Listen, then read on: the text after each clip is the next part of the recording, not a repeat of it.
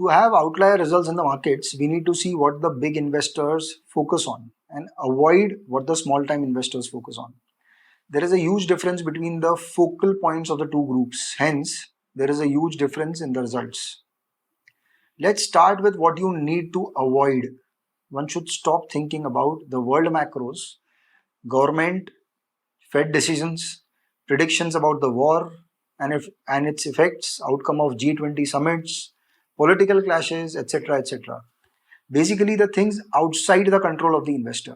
There are so many variables attached to these things that it is impossible for a normal IQ mind to comprehend all the considerations together and extrapolate the outcomes. Hence, just leave these things to destiny. The big time investors who identify and hold on to multi-baggers focus on the companies where they are investing, and you don't spend any time on the world macros. They don't try any time to predict the direction of the markets. They don't try to predict direction which the governments are going to take with each other. They are perfectly okay with not timing the market perfectly. They believe that most of the important quality for an investor is temperament and not intellect. Most important of all, it will be a surprise for most to know that these investors don't take risk.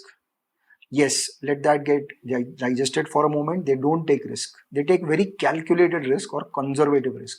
They invest in companies where there is a predictable cash flow, predictable business model, and predictable growth. The more that one can personally relate to a business where he is investing in, the more one gets convinced about the future of the business. This mitigates the risk. This knowledge mitigates the risk. Let's understand these differences and apply it ourselves on a daily basis in our investing life.